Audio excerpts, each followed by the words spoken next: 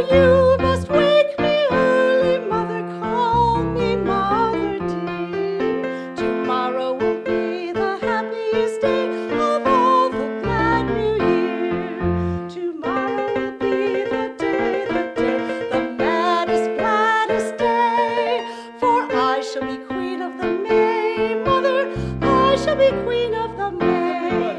For I shall be queen of the May, mother, I shall be queen of the May.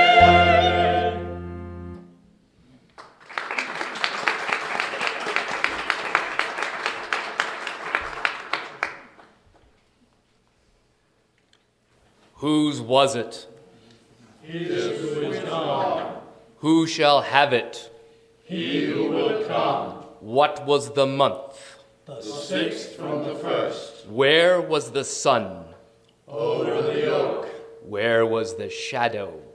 under the elm, How was it stepped? north by 10 and by 10, east by 5 and by 5, south by 2 and by 2, west by 1 and by 1, and so under. What shall we give for it? All that is ours, Why should we give it? for the sake of the trust. Excuse me. One more question. What occupies the woodwork?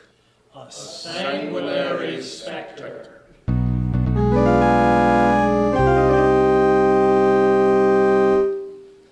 From New York, the makers of Clippercraft clothes for men and 1,036 leading retail stores from coast to coast present the world's most famous detective, Sherlock Holmes.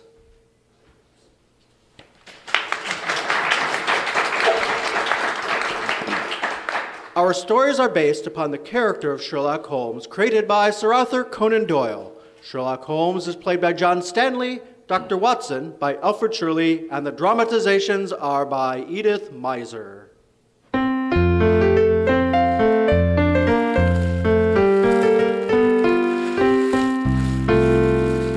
Well, here we are, Dr. Watson. This time, it's a sleet storm we've waded through to reach your cheerful fireside. And Sherlock Holmes' adventure, Mr. Harris. Let's not forget that's the real lodestone that brings you to these periodic pilgrimages. Right. Yes, Neither sleet, nor snow, nor dark of night can keep this Sherlock Holmes addict from his weekly story. To paraphrase a more famous quotation. Oh, very flattering, I'm sure, Mr. Harris. I only hope you aren't ever disappointed in these humble efforts of ours. Well, so far I have no complaints, Dr. Watson. But what's tonight's adventure about? Well, tonight, I think I'll tell you how Holmes revisited the ancient manor called Hurlstone, and how the lady of the manor told a ghost story which turned out to be more authentic than even she anticipated. What with the blood that dripped out of the wainscoting. Oh, dear me, I am getting ahead of myself. But speaking of authenticity and the like, reminds me that you may have a word or two to say about one of the few genuine bargains still left in this world of soaring prices and disappointing values. You wouldn't by any chance be alluding to Clippercraft clothes, Dr. Watson? Well, what else, Mr. Harris? What else? The man or woman who insists on Clippercraft clothes says goodbye to high prices. Insofar as a clothing budget is concerned, for Clippercraft clothes have never been anything but high in quality and low in price. And that goes for today, too, despite rising costs of materials and manufacturing. Yes, the great Clippercraft plan concentrates the buying power of over 1,036 of the nation's finest stores from coast to coast, including your local Clippercraft outlet at just 3 blocks from the new Viking Stadium in Minneapolis. Yes, Clippercraft provides year-round steady operation, reduced manufacturing and distribution costs, delivers the savings to you. For your own sake, we argue you can compare Clippercraft clothes with clothes selling for many dollars more. See your Clippercraft dealer tomorrow.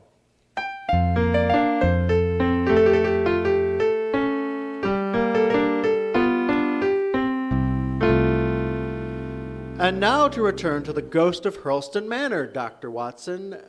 Hurlston, wasn't that the ancient country home of the Musgraves, where Holmes once interpreted the family ritual and discovered the ancient crown of the Stuart kings? Correct, Mr. Harris. Absolutely correct. It was a case that Holmes solved, prematurely, shall we say, before I happened to appear on the scene to be his companion and his biographer. But that's another story, one I refer to as the Musgrave Ritual.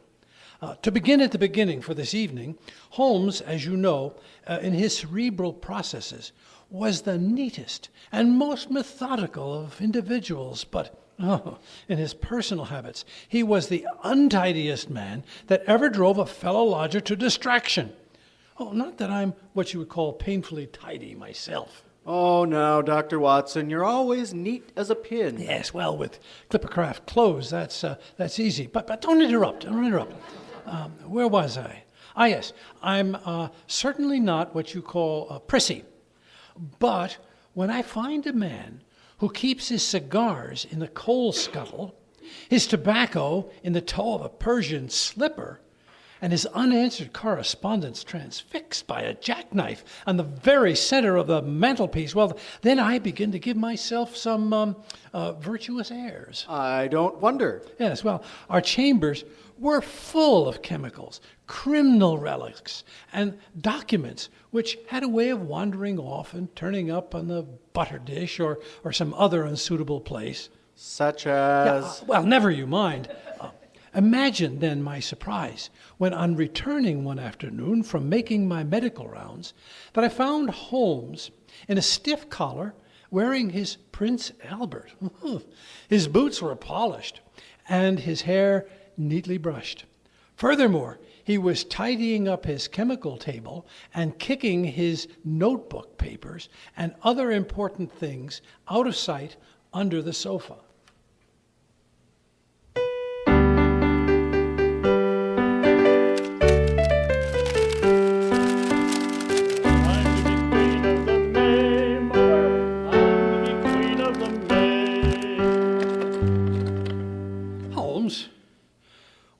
Heaven's name. Watson, your overshoes. Kindly leave them outside. Can't you see you have been tracking mud all around? Holmes, have you taken leave of your senses? Aren't you feeling well? Certainly I'm feeling well. Never felt better. But don't stand there with your mouth open like a ninny. Help me clear this litter off the sofa. Here, take this gasogene and the morning papers, and here's the microscope and your top hat and the cipher I was working on last night and my hair trigger and this box of cartridges. Good Lord, there she is now. Who? Mrs. Reginald Musgrave, of course. She's coming to pay us a call. Well, don't just stand there with that stuff. Put it away somewhere. Where, for the love of heavens? Behind the curtains or the door, or chuck it here in the umbrella stand. Hurry. There. All neat and shipshape. Not a thing out of place except your back hair, Watson. Do slap it down. There's a good chap. Don't go to places. Well, open the door for Mrs. Musgrave. Open the door. Holmes, you're the most exasperating, the most... Won't you come in, Mrs. Musgrave? Oh, wait a minute. It's not Mrs. Musgrave after all. It's the Honorable Alice Adair, Lady Maynooth's charming sister-in-law. I was Alice Adair, Dr. Watson, until Mr. Holmes introduced me to his old classmate, Reginald Musgrave, some months ago. It was one weekend last spring when he escorted Lady Maynooth and myself down to Sussex to view the Stuart crown. Right then and there, I fell in love with Hurlston and determined to become its mistress. Of course, I had to marry Reggie to accomplish my purpose. Had him eating out of her hand inside of 20 minutes. Most shameless female I ever saw in action. One flutter of those eyelids, and Reggie was a goner. And I never knew you'd ever met the blighter. Sherlock, you mean you didn't tell him about the wedding? Now, really, that's too bad of you. Mr. Holmes was the best man, Dr. Watson. Reggie and I were married in a registry office. Mr. Holmes was our only attendant. You know how skittery middle-aged bachelors are about a big wedding. Reggie had to have someone to bolster his courage, and so I was elected. Well, my dear Alice, how are things doing at Hurlston? Dreadful. I am so annoyed at Reggie, I am hardly speaking to him. If he does go through with it, I shall divorce him whether I have grounds or not. Goes through with what? He's threatening to sell the estate. Oh, good Lord, no, no. Why, the Musgraves have always lived at Hurlston. That's what I keep telling him. Yes, besides, it's famous. It's the oldest inhabited building in the country. Well, that's what he keeps telling me. He says it's too old to be inhabited any longer. He has absolutely no feeling for all those darling old mullioned windows and the wonderful stone carvings and the beautiful old mantelpieces and paneling. Keeps on telling me it's damp and drafty. It's his rheumatism, of course, that makes him so unreasonable. That and that stupid Stuart crown you discovered for him. Sherlock, did you have to do that? But my dear Alice, he was delighted when we found that royal diadem. If I'd handed him £1,000,000, he couldn't have been more excited. Why, the battles he had with the government and the money he had to fork over in order to keep it on the premises. Well, it's turned out to be a regular Frankenstein's monster. People come from all over to see the stupid thing. They come in droves, by carriage and charabanc and lorry. They come and bring their lunches. We haven't had a moment's privacy. Why doesn't he just send it off to a museum where it belongs? Because that's what the government wanted him to do in the first place. Well, things have been going from bad to worse. All those trippers tramping through the shrubbery was bad enough. But that dreadful boy yesterday afternoon, that's what really put the petticoats on the Queen. What boy are you referring to, Alice? That horrible little urchin we found in the tea garden pulling up Reggie's prize petunias by the roots.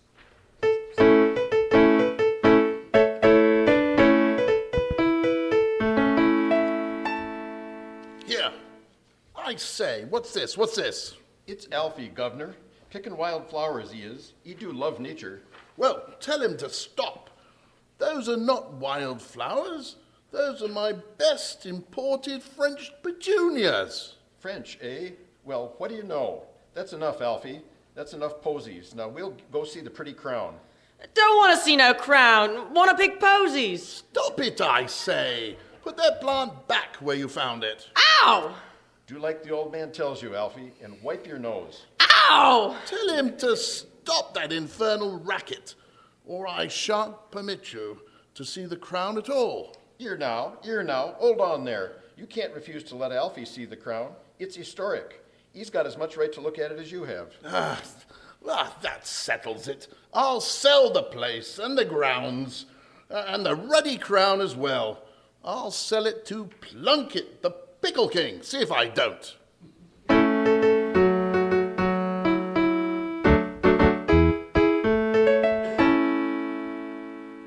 Good Lord, don't tell me old Plunkett has offered to buy Hurlston. Oh, so it seems, Sherlock. I told Reggie that if he even thought of it, I would never speak to him again, but that only made him more determined. You have no idea how obstinate he can be. Pig-headed is the word, my dear Alice. Yes, perhaps you're right. That's what comes of his staying a bachelor until he was pushing 40. I hear that, Watson. Let that be a lesson for you. He was probably waiting until you happened along, Miss Musgrave. Why, Dr. Watson, what a charming thing to say. You must make Sherlock bring you down for the weekend. What weekend? I'm attending no elegant weekend parties at Hurlston. Oh, yes, you are. You're responsible for this brainstorm of Reggie's. If you hadn't discovered that wretched crown, he wouldn't want to sell the place. And if it weren't for the crown, I'm sure Hennessy Plunkett wouldn't dream of buying it. Hurlston? In the possession of Hennessy Plunkett? The Pickle King? It would be sacrilege. He even talks about putting out a new brand, Crown Pickles, with a picture of the Stuart crown on the bottle. Shocking bad taste, eh, Holmes? I will not have that dreadful old vulgarian strutting around the property. He'd ruin it in no time. Sherlock, you and Dr. Watson simply must come down and help me save Hurlston from that pickle peddler.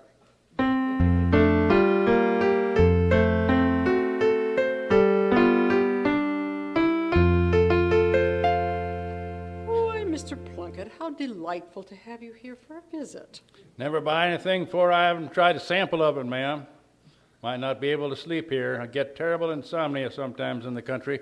Well, of course, the frogs and crickets around Hurlston are rather noisy. Rot! Put you to sleep before your head touches the pillow. Devers, take Mr. Plunkett's things up to the blue room, near the bath. Yes, my lord. Hold on there, Musgrave. Is that room King Charles hid out in when he was beating it up north of Scotland? Oh, no. The steward room is in the old wing, Mr. Plunkett. You wouldn't want to sleep there. There's, well, no plumbing in that part of the house. Oh, look here, Mrs. Musgrave. I was growing up more, I didn't know there was such thing as indoor plumbing. Besides, that's good enough for Charles, it's good enough for me. Yes, but that is, if you're a light sleeper, well, the ghost might keep you awake. Ghost? Look here, Mrs. Musgrave, I didn't know there was a ghost around here at Hurlston. Why, of course, the steward room has always had a ghost. Ridiculous. Charles didn't die there, Alice. He only hid there for a week or so. Pay no attention to Reggie, Mr. Plunkett. He doesn't begin to know all the historical facts about this house. Didn't even realize the meaning of the famous ritual until Sherlock Holmes deciphered it for him. Yeah, I heard about that. Well, now, since I came here, I've been reading up on all the old documents in the library. This house has had a frightening and gory history, Mr. Plunkett. Alice, really? Well, what do you know? I guess those Britishers are kind of rugged in the olden days, huh? So a place has a ghost. You know, I've sort of had a hankering to meet a spook. Really? They don't have any where I come from. Really? No ghosts in Pittsville? Pittsburgh. That's where I come from, Mrs. Musgrave. I was born in a shack in a shanty town. Imagine if I was to end up sleeping in the bed King Charles slept in with a ghost besides. It's a rather unpleasant ghost, I'm afraid. The ghost of Lady Daphne, who shot her lover in the wainscoting. You don't say. Tell me about it. Well, it seems that Lady Daphne's husband was always going off to the wars, leaving her behind with her housekeeping and her needlework. Women didn't read in those days, you know, so she had no good books to divert her mind. Suddenly, one morning, a young huntsman, all in green, drove up on a chestnut stallion. A nice color combination, my dear. Don't interrupt, Reggie. Well, it seemed he'd been gored by a deer or something, so Lady Daphne put him in the best guest room. The one King Charles had made famous. Don't be stupid, Reggie. This was back in the days of the Plantagenets. The Stuarts hadn't even been heard of. Lady Daphne nursed the huntsman back to health and fell in love with him. It created quite a scandal, I guess, because pretty soon even Lord Musgrave heard about it and came sneaking back from the wars one night. Very unsporting of him, eh, Musgrave? Of course, you couldn't really sneak very successfully in the armor they wore in those days. So the Lady Daphne and her lover heard him tiptoeing up the hall. And quick as a flash, Lady Daphne shoved her lover into a sort of cupboard in the wainscoting. And when Lord Musgrave came clattering in, she was back in bed sound asleep. She looked so pretty lying there, he didn't have the heart to wake her. He just called a couple of his serving men, and they boarded up the closet with the lover inside. And the lady and her lover were so terrified they never said boo. And the poor chap just sat there and quietly suffocated to death. Reggie, I thought you didn't know this story. Yes, I fancy I've read that manuscript sometime or another. So finally, after several days, the Lady Daphne couldn't stand the strain any longer. She took out her husband's revolver and fired a shot through the wainscoting, and pretty soon a slow trickle of blood oozed out onto the floor. Well, that's a departure I hadn't read about.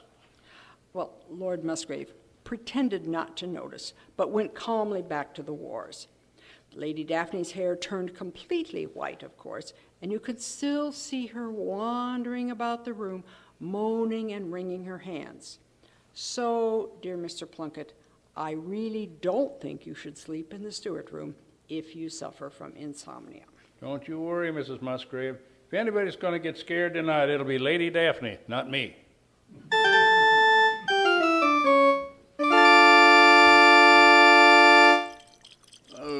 Pass the port to Sherlock. Dr. Watson, that's a good fellow. His glass is empty. Oh! What's the matter, Reggie?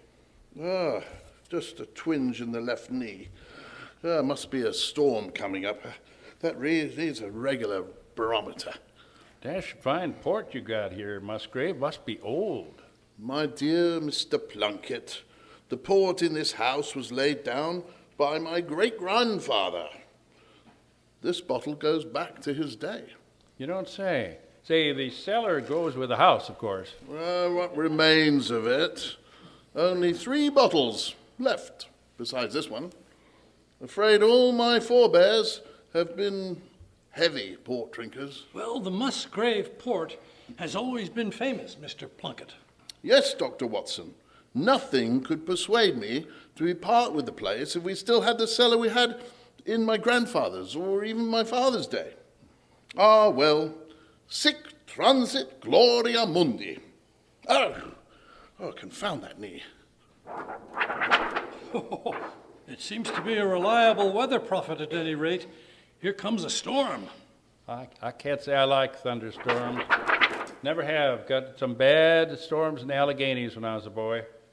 I seen some lightning bounce off those mountains like it was the devil playing ninepins.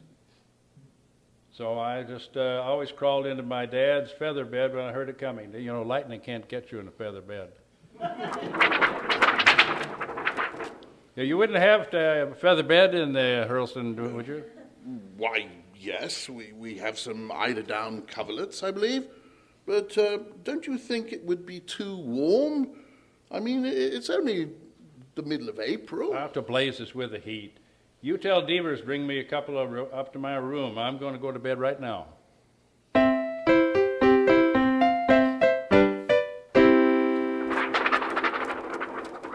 And Devers, you can light that fire in that fireplace. Yes, sir, but if you're going to retire, sir, then you really don't want a fire. Well, I don't give anything about that argument. Lightning has a habit of coming down chimneys. It's on account of the draft and cold air, they tell me. And if there's a fire lit, why, there's hot air going up and it can't get in. Dear, dear, that was a close one, wasn't it? Yeah. Sounded like it hit the old oak. Lightning is always hitting the old oak, but it don't seem to mind. That was the oak mentioned in the ritual, you know. Been here since the Norman invasion, they say. Hey, I like that fire, Dad, blast it. Very good, sir. There you are, sir. Though why you should want a fire in the middle of April. Never mind why I want a fire. Help me off with my boots. Why, you are shivering, sir, and that's a fact. I can even hear your teeth chattering. Never mind my teeth. Hand me my nightshirt. Very good, sir. Shall I bring you some water to wash and brush your teeth in? I don't brush my teeth. I take them out. So, out of my way. I'm getting into bed. Very good, sir. Anything else, sir? Just get out and let me get to sleep. Yes, sir. If you should want anything, I'm afraid you'll just have to yell. There's no bell in this part of the house. Yell good and loud, sir, and maybe Cook will hear you. She sleeps just around the corner, but she is a wee bit deaf. Well, sir, I'll blow out your candle. Good night, sir. Pleasant dreams. This bed's as cold as an icebox. The storm's blowing over, thank heaven. Say, what's that? Sounds like mice. Must be mice. Whole place is probably full of mice. Have to clean them out if I buy this house. What's that? What's that? Woodwork creaking? Always does in old houses. Lord, it's quiet. Can't even hear the storm. What's that? Sounds like a woman's skirts. There's a draft. Casement must have it blown open. It's that certain rustling. That's what it is. This old house is full of drafts and noises. Maybe I should think twice before I buy the place. Plunkett's Crown Pickles, though, with a picture of the Stuart Crown. Good advertising. Sounds like a woman's petticoat, confound it.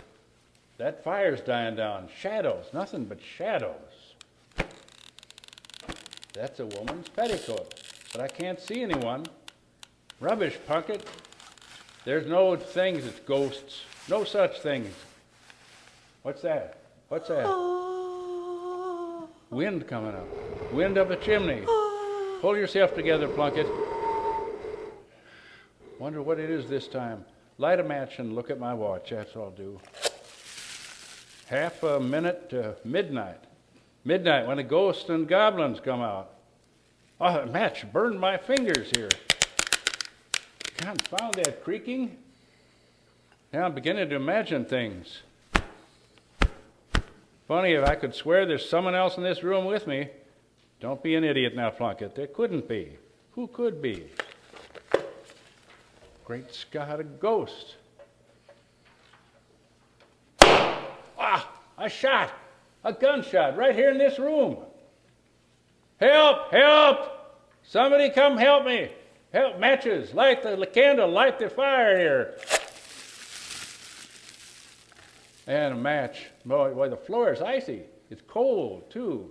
There's something wet and sticky I just stepped in. Blasted, my hand's shaking so I can't light the candle. Ah, at last, that's it. Something on the floor, and it's red. Blood, it's trickling out from that wainscoting behind the fireplace. Help! Help! Get me out of here! Get me out! Mr. Plunkett, what's the matter? Are you hurt, Mr. Plunkett? Shots, Musgrave. You must have heard the shots. The ghost came here and shot at me. Nonsense. Alice only made up that story. They couldn't. Well, I don't know, but I just know when I've been shot at. You couldn't give me this house now. Where are my pants? Don't be an arse, Plunkett. No one could have shot at you. There's no one in the room but yourself. Maybe no living person, but look over there next to that fireplace. Someone shot that hole in the woodwork. Rubbish. That's a knothole, just a knothole. Oh, yeah? Well, there's stuff trickling out of that onto the floor right now. Great heavens, Reggie, it is blood. See? I told you. But it can't be blood. No one could be behind that paneling. This is just too fantastic. I'm going to rip open the woodwork. I wouldn't advise it, my dear Reggie, not while Mr. Plunkett is here. He doesn't look as if he could stand another shock. Better not reveal the Musgrave horror before strangers, don't you know? You're right, Mr. Holmes. I don't want no trek with any family skeletons. I've had enough. I'm getting out. Where's my coat and shoes? I don't ever want to stay in this house again. Hurlston. Huh. Wait, Mr. Plunkett, you can't go like that. Well, the blazes I can't. Goodbye. But you've forgotten your teeth.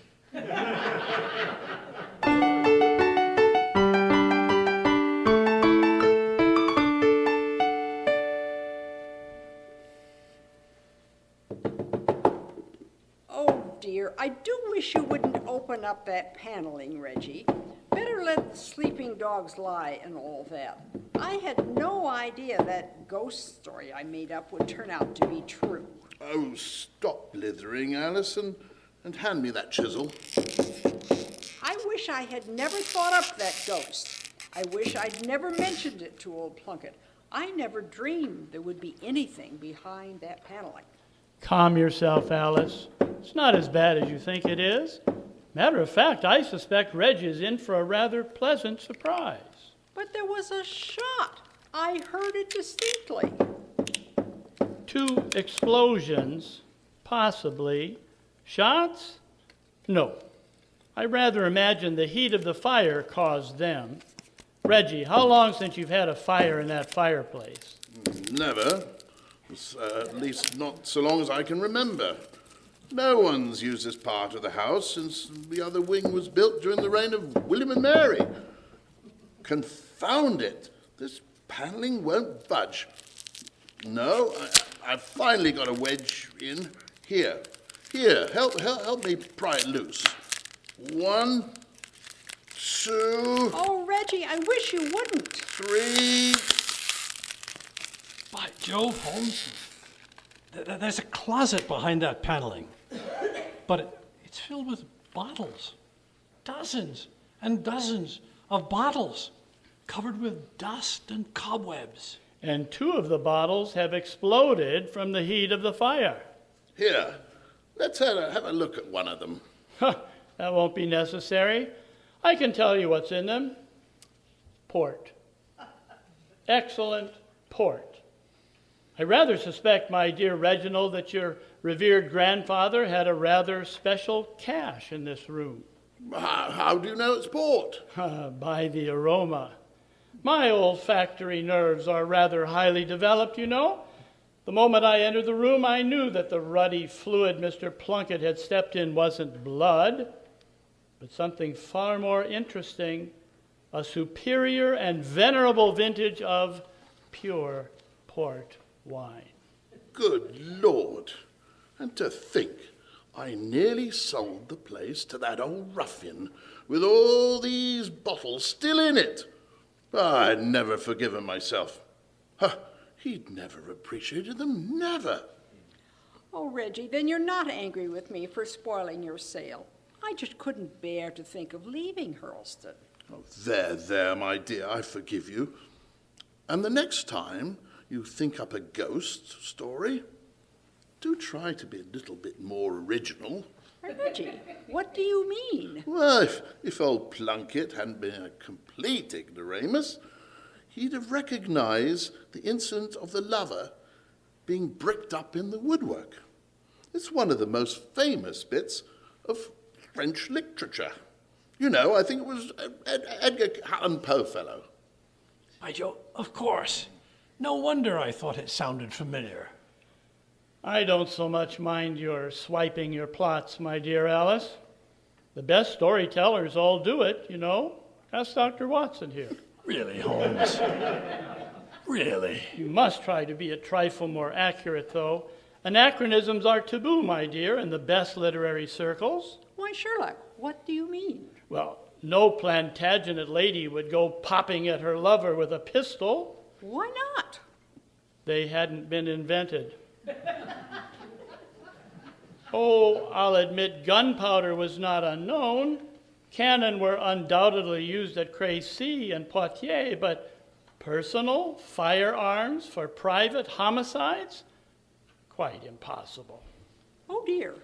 Well, the next time I'll say she finished him with a bow and arrow.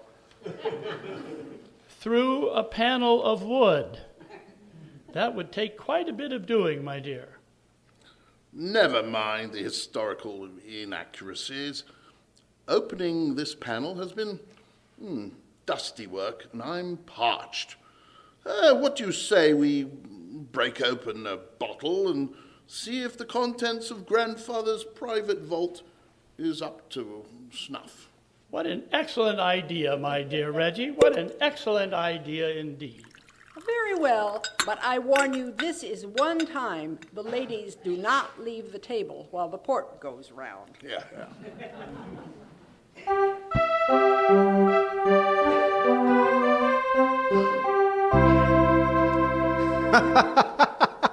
Well, Dr. Watson, that certainly was an unusual Sherlock Holmes adventure when the stain on the floor turns out to be wine instead of blood.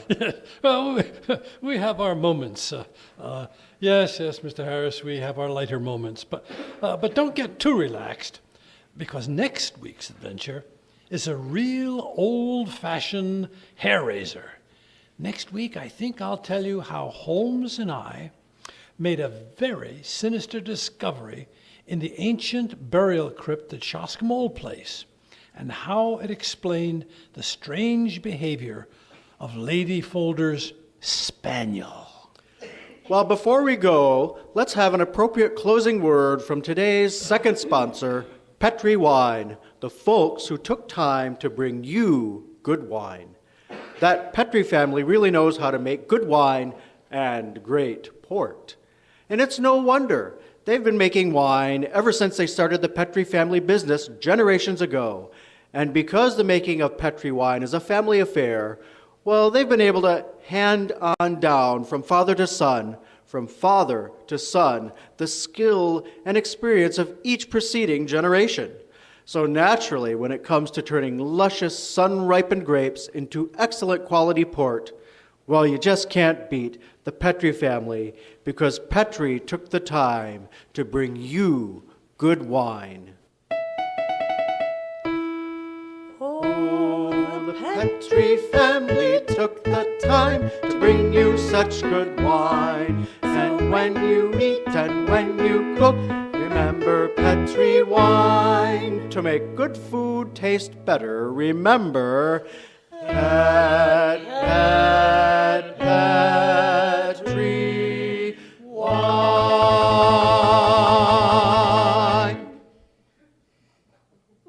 This is your announcer, Cy Harris, saying good night for the Petri family. Sherlock Holmes is produced and directed by Basil Lofren, with special music by Albert Berman.